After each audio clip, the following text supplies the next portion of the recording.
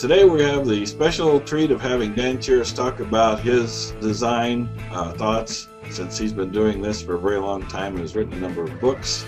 So we're going to start with the very first display page in the Green Building Decision Kit, which is called Initial Considerations. And Dan's online right now, so we'll start with the very first question, which is 1A, assembling the design team. So Dan, you got a team put together. I'll let you take over now. Great, thanks, Ken. You know, I think when we think about designing assembling a design team, what's important to start with is the goals. What are the goals of this project? And then that sort of dictates who you want on your team. And to put it very briefly, I'm looking to build the greenest possible home. You know, so green means using recycled materials, using locally sourced materials, using natural materials wherever we can. You know, that energy efficient, passive solar, solar electric, you know, as much renewable energy in the process, in the building as possible. You know, just simply every aspect, protecting the site when we build this building, recycling all the building materials, the waste materials, trying to absolutely minimize waste. And so, you know, basically build the greenest building possible, and with the addition that we want it net zero energy. And what that simply means is that we're going to build a home that basically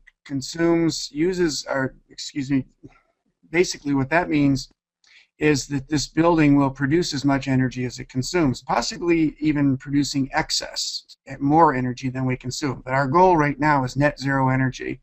Fortunately, we already have a 4 kW PV array that supplies this building, what used to be this building. We're replacing a house that burned down in January of 2009. So we've got a 2.5 kW wind turbine and a 4 kW PV array to provide electricity, and between the two of them we get about 9,000 kilowatt hours a year. So it's actually a fair amount of energy.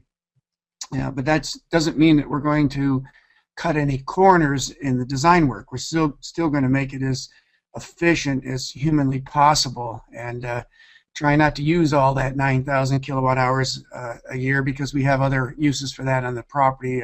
That energy will also be used to supply Linda's candle factory. Evergreen Candle Works will be moving here in the summer. Linda will be moving out from Colorado, and so that's a fairly energy intensive process, because there's a lot of electricity used in melting waxes, the soy waxes that she uses. So that's it in a nutshell. I'm sure I've left a lot out, but you get the idea. If you know what green building is, it's about building houses that are good for people, healthy building. That's really key to us, is to build a building that doesn't outgas toxic chemicals. You know, build a building that's good for people, good for the environment, and also good for the economy. In our case, good for our personal economy. So with that said, what I've done is I've assembled a design team. We're starting off with Gary Steps at Butterfly Energy Works, who is you know, an expert in net zero energy homes and energy efficiency. Ken Reed from Kansas City at Hathmore Technologies is also part of the team. He's gonna help with energy efficiency, air tightness, you know, helping us explore options for wall assemblies and building materials to build the envelope, and sealing and insulating. James Plagman at Human Nature Architecture in Denver, and James and I have worked on a lot of projects for many years together. Passive solar design. James has got a great eye for beauty, in addition to his architectural skills and his knowledge of green building materials. So those are our main members of this team.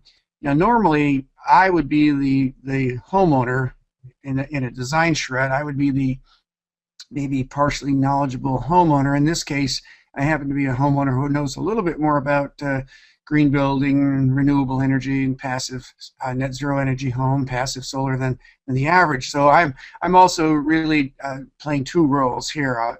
I'll be the homeowner who's looking for advice from the design team, and I'll also be part of the design team, you know, being able to give advice and talk over various options fairly knowledgeably with the members of our design team.